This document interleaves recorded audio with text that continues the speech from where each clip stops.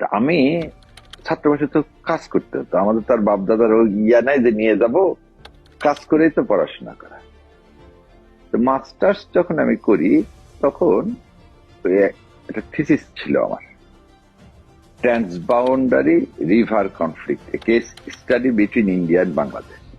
ওকে। এটার উপর আমার পাবলিকেশন আছে। তো এই থিসিস যখন আমি করতেছি তখন আমার সাথে কাজ করতে একটা মেয়ে, যে মেয়েটা কিংস কলেজে ইংলিশে পড়তো। তো মেয়েটা আমাদের বাই বর্ন ব্রিটিশ, কিন্তু ওর বাবা মা Bengali, okay, second generation British. Second generation British. এবং she is such a lovely girl, যে কিভাবে দাওয়াত দিতে হয় আমার কাছে মনে হয় ওর কাছ থেকে শিখতে হবে। কেন এই কথাটা বললাম, ওকে আমি বললাম যেহেতু ইংলিশে পড়ে, আমি বললাম বোন রে, আমার থিসিসটা একটু can you go through and just correct any grammatical or if you have any feedback. তো ও আমাকে বললো যে হ্যাঁ করে দেবো, কিন্তু একটা শর্ত আছে। কি শর্ত? বললো আমি যা বলবো আপনি আমাকে দিতে হবে, কিন্তু আমি ভাবছি কি টাকা বা কিছু একটা চাবে। তাই আমি বলছি তাই, আচ্ছা যাও দিয়ে দেবো, আগে বলো কি শর্ত তোমার। তো বলছি আমি আপনাকে একটা অডিও ক্লিপ দিব, এটা শুনবেন আপনি, কালকে আমি জিজ্ঞাসা করব, তারপর আমি আপনারটা দেখে দিব, এবং যতক্ষণ আপনি না শুনবেন ততক্ষণ কিন্তু দেখে দিব না। বলছি ঠিক আছে।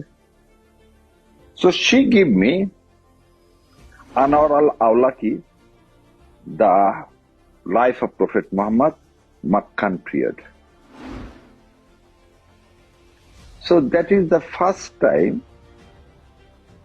এবং still I remember that year, 2005 এর দিকে। So আমি এসার সময় এটা শোনা শুরু করছিলাম,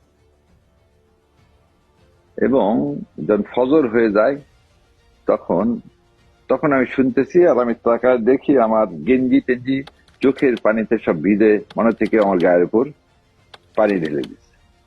তো the first things I realize যে whatever I have done till today, just one question, যে আল্লাহকে সন্তুষ্টি করার জন্য কোনো কিছু রিটার্ন না চেয়ে আমি কিছু করছি কি করিনি? আমি দেখলাম আমি কিচ্ছু করিনি।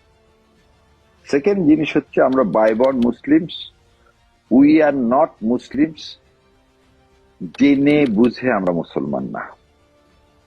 সো আল্লাহ আমাকে তৌফিক দিছে জেনে বুঝে মুসলমান না হওয়ার জন্য। আমি যদি মারা যাইতাম আমি আল্লাহকে কি প্রশ্নের উত্তর দিতাম?